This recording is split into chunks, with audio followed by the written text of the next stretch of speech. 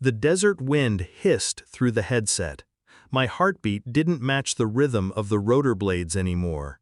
It had stopped altogether the moment the phone rang. I shouldn't have answered. Protocol said to silence it, but instinct overruled protocol. I was hunched behind a shattered wall outside Mosul. My rifle aimed through a jagged slit in the stone, finger tight on the trigger. One breath away from eliminating a target we'd tracked for 7 months. But the ringtone didn't stop. I answered. "Is this Agent Callahan?" The nurse's voice trembled. Too soft, too careful. I swallowed air. "Yes, we're treating your daughter, Riley. She's stable. 3 broken ribs, a concussion."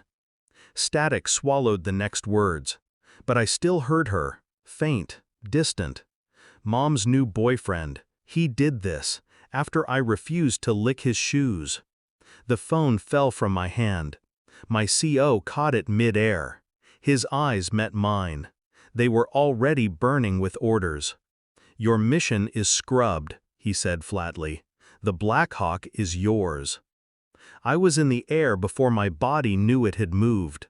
I hadn't seen Riley in 4 months, not since her mother, ex-wife, took her to that polished suburb with good schools and plastic smiles. Melissa said she needed a stable male presence for our daughter. She found one, fast. His name was Travis. Financial advisor. 6'2", GQ jaw. Warm hands hiding rot. The hospital smelled like bleach and ammonia. Sterile, like guilt. Riley wouldn't look at me. She just whispered, "You came fast," and pressed her bandaged hand into mine. I didn't ask questions, not yet. Melissa arrived hours later. Her makeup smeared like a canvas ruined by regret. She looked at Riley, then me. Her face cracked when I asked, "Why didn't you protect her?" She didn't answer, just stared at the floor and mumbled, "It's complicated." It wasn't. Not to me. I moved in silence, methodically. No outbursts, no threats, just information.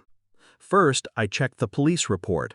Melissa had called them after taking a 3-hour walk to cool down. Travis wasn't arrested, just warned. She told them it was an accident. Next, I pulled surveillance from the neighbor's doorbell cam. It caught audio. 1 scream, 1 slap. Then nothing. I found Travis's gym, sat outside in the car, watched him smile at the receptionist like he hadn't fractured a child's ribs days ago. I traced his Venmo, payments to a woman labeled MR, Melissa's initials. Every Thursday, $600. He wasn't her boyfriend. He was her income stream. Riley had told me once, "He buys mom things, but never talks to me." She hadn't said it like a complaint, more like a warning. At night, I stared at the ceiling and remembered Riley's voice. The way she flinched when I reached for her. I didn't cry. I built the plan. The private investigator didn't speak when he handed me the folder. Didn't need to. Photos, transactions, text messages, an audio clip of Travis calling Riley a worthless little bitch and threatening to teach her respect. Melissa replied, "Just don't leave marks. I can't explain another bruise." I sat in my car for 23 minutes, staring at the photo of my daughter's bruised side. I drove to Melissa's house, knocked once. She opened the door, eyes widened. "Why are you?" I handed her the folder. She didn't speak, didn't have to. The silence ate her alive. She opened it. Page by page, her mask crumbled. She began. I held up a hand. "Don't." She collapsed onto the couch.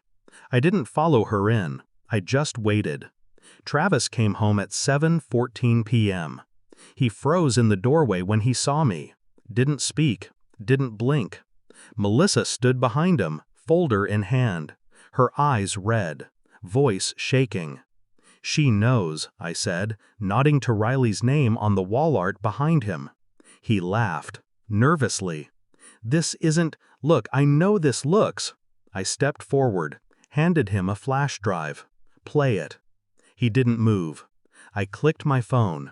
The audio played through the Bluetooth speaker Melissa once called state-of-the-art. Riley's voice, crying, then Travis, barking, threatening, then silence. His jaw twitched. I didn't.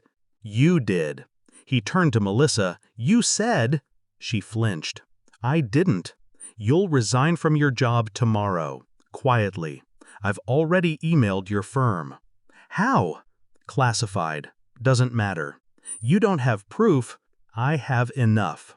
He tried to bluff, threaten. I said nothing, just walked to the door. Then paused.